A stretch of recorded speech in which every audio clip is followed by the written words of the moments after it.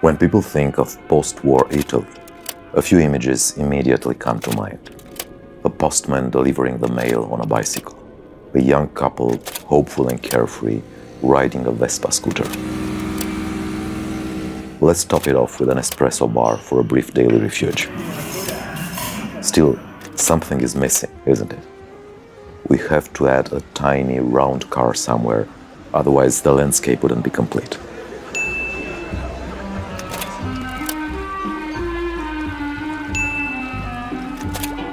Naturally, that car can only be the Fiat Nuova 500.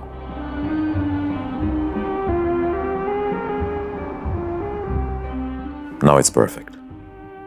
This is the story of a modest car that became an automotive icon, and 1 century after its launch is recognized around the world as a symbol of Italian style.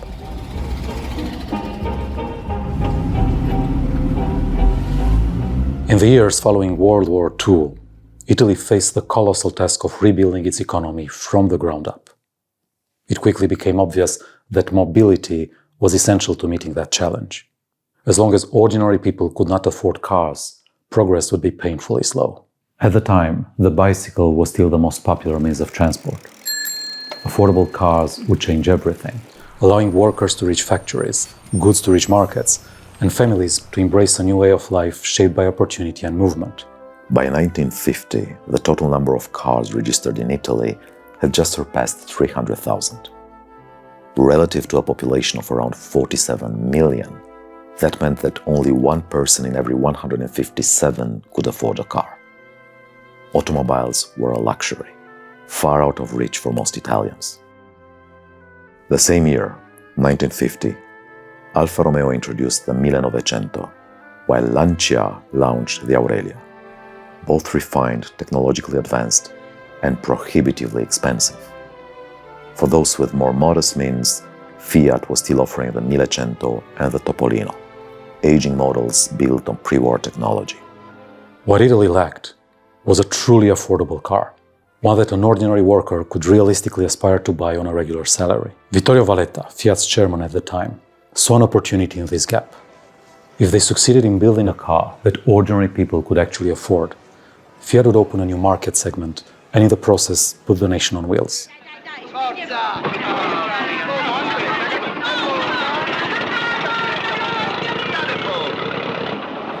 In 1955, Fiat experimented with a new formula, a small, rear-engined city car.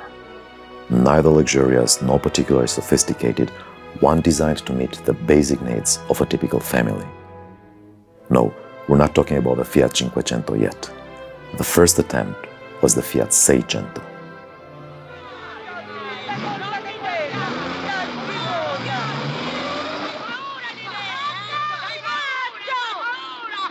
In many ways, the Fiat 600 was a pioneer, and it achieved its fair share of success.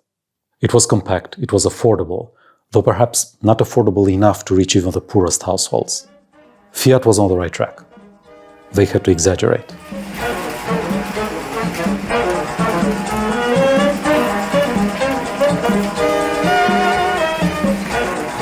Shortly after the launch of the Fiat 600, Fiat decided to push the concept further and take it to the next level. Valletta wanted a new toy. Something even smaller than the Fiat 600. Simpler, easier to maintain, and most importantly, cheaper. Actually, the most ambitious part of the project was precisely its target price. The new car had to cost less than 500,000 lire. That would be roughly 8,500 euro today. In other words, the assignment was simple. Make a miracle.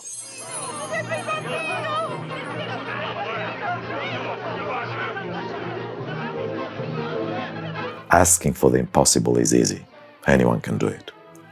Achieving it is something else entirely. While Valletta had delusions of grandeur in his office, somebody had to actually design that toy and bring it to life. Enter Dante Giacosa, Fiat's most brilliant engineer, a demigod of Italian automotive design, the father of the Topolino and the Fiat 600. Fine, I'll do it myself, said Dante and directed himself towards the drawing room. But no one can produce a car for 500,000 lire. Hold my beer, he replied, closing the door behind him. Dante calculated, drew, cut, invented, and 1 year later came with the answer. The Fiat Nuova 500. Smaller, simpler, cheaper, yet fully functional. Qui l'acqua fa da specchio per le linee aggraziate della nuova venuta. Aria e luce entrano libere dal tetto apribile. È la vettura per me. Eccola! It was called Fiat Nuova 500, the new 500, to avoid confusion with the Fiat Topolino, whose official name was also Fiat 500. On the 4th of July 1957, Fiat unveiled the car Italy had been waiting for. Priced at only 490,000 lire, it opened the doors to mobility and freedom to everyone.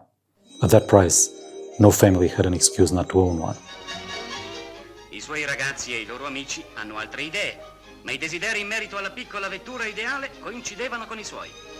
To achieve that miracle, Dante Giacosa had to rethink the whole process of car design. Instead of adding components to build a car, he decided to remove components to reach a price. First, he cut down the length.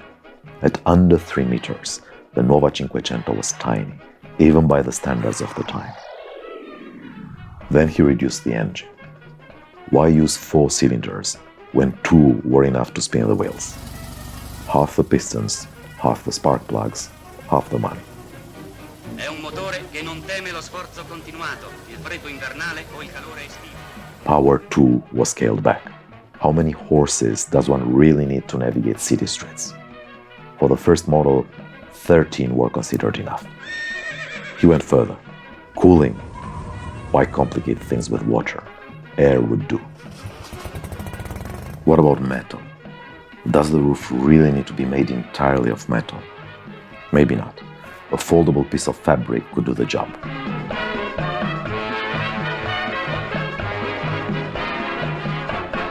The solutions were radical. Dante sacrificed comforts and conveniences that people had come to take for granted in contemporary cars.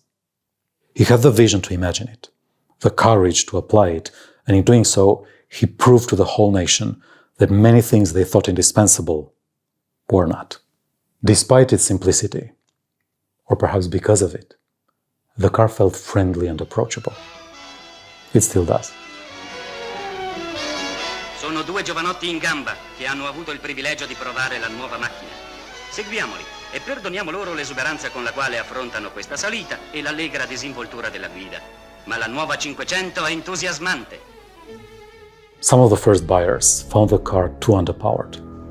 Fiat responded quickly with a more powerful version, the Fiat 500 Sport. Some of them found it too Spartan.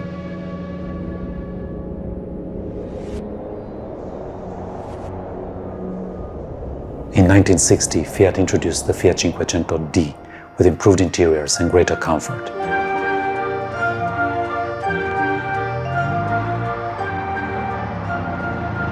By the 1960s, all complaints had been addressed, and the Nuova 500 had been adopted Italy-wide, becoming a familiar sight in cities and villages alike.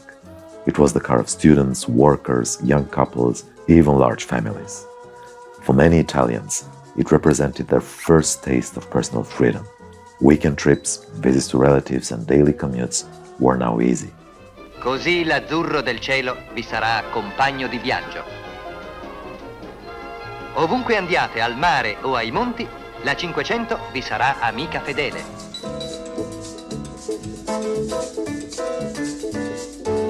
Its simplicity made it easy to maintain and repair at home.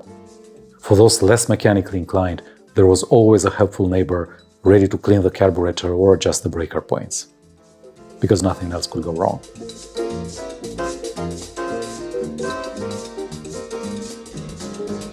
Thanks to the Fiat 600 and the early success of the 500, Italy's car ownership skyrocketed.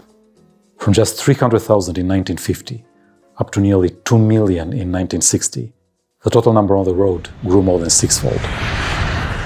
This explosive growth transformed Italy's mobility landscape in a single decade, turning cars from rare luxury items into everyday tools of freedom. Mission accomplished. Questa è la nuova piccola grande vettura che sul filo di oltre 85 km all'ora ha iniziato la sua corsa sulle vie d'Italia e del mondo. La nuova 500 metterà sulle 4 ruote migliaia e migliaia di nuovi automobilisti. Darà ulteriore impulso all'automobilismo in Italia. L'auto sempre più per tutti, mezzo di lavoro e di vita familiare.